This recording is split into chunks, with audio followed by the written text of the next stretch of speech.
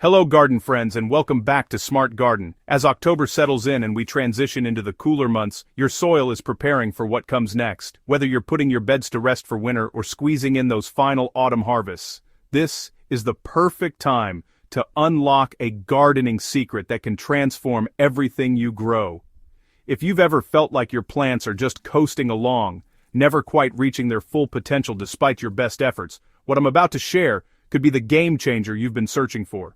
Today, we're diving deep into the fascinating world of yeast compost tea, a simple backyard brew that combines the living power of beneficial microbes with an unlikely hero from your kitchen cupboard. This isn't your typical compost tea, and the results speak for themselves.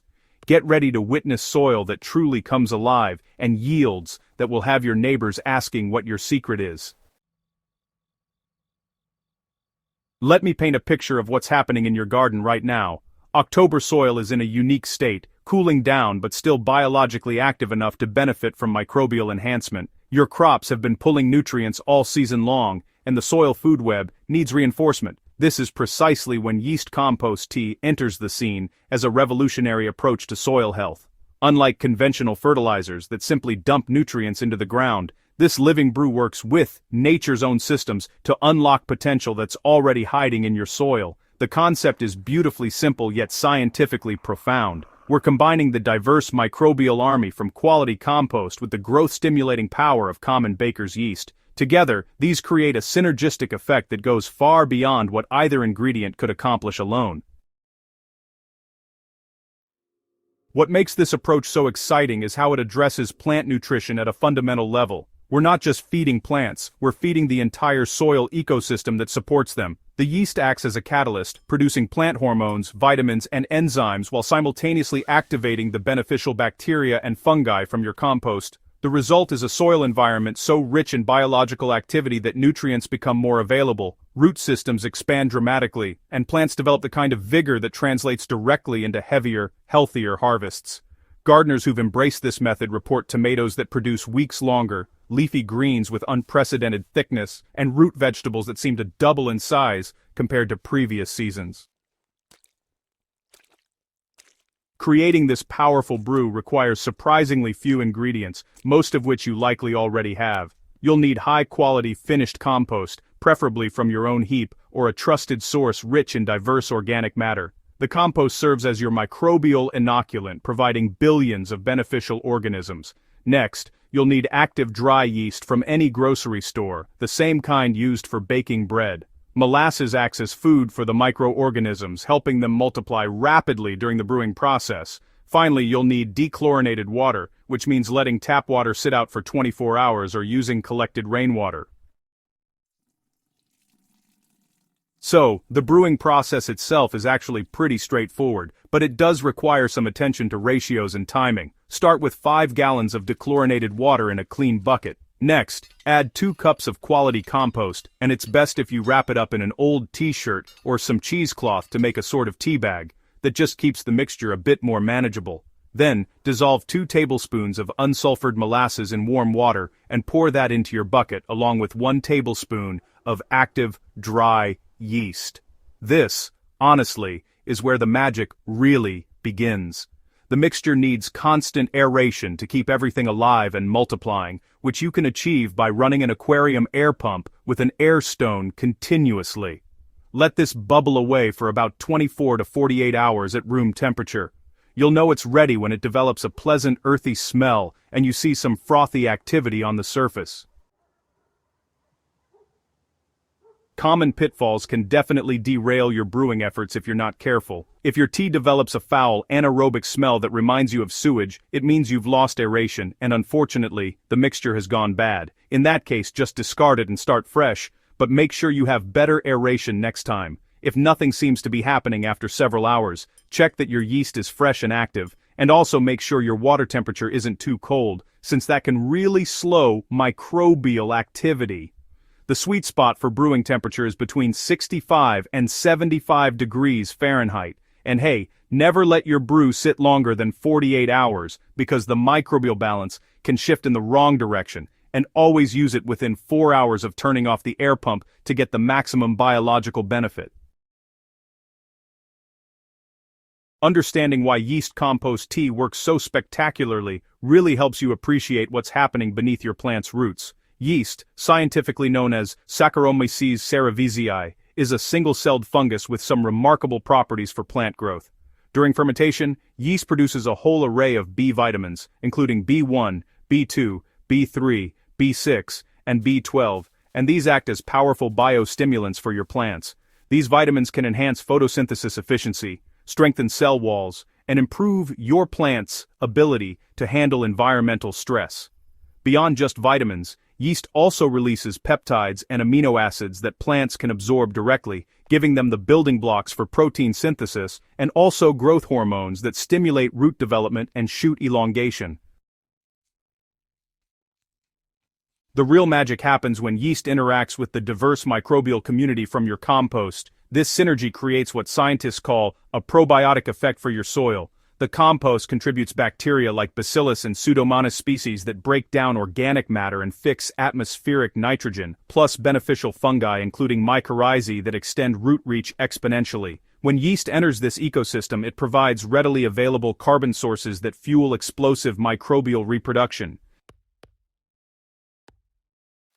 This population boom means more nutrients are cycled from unavailable forms into plant-accessible forms. Phosphorus locked in mineral compounds gets solubilized, making it available for root uptake. Potassium becomes more mobile in the soil solution. Micronutrients like iron, zinc, and manganese are chelated by microbial byproducts, preventing them from binding with soil particles and becoming inaccessible. Perhaps most importantly, this approach transcends the limiting NPK mindset of conventional fertilization. While nitrogen, phosphorus, and potassium matter, plants require a symphony of nutrients working in harmony. Yeast compost tea delivers trace elements like boron, copper, molybdenum, and manganese that are often overlooked but critical for enzyme function and metabolic processes. The beneficial enzymes released during brewing, including cellulases, proteases, and chitinases, continue working in your soil long after application, breaking down organic matter and even attacking the cell walls of harmful fungi and nematodes. This creates a soil environment that's both nutritionally complete and biologically protected. Applying yeast compost tea correctly determines whether you see good results or spectacular ones. The brew must always be diluted before use. Applying it straight risks nitrogen burn and microbial overload. For soil drenching, which targets the root zone directly, dilute your finished tea at a ratio of 1 part tea to 10 parts water. Apply this around the base of plants, saturating the root zone thoroughly. October is ideal for this application because the still active soil biology can integrate these microbes before winter dormancy, and the nutrients will be perfectly positioned for spring's explosive growth.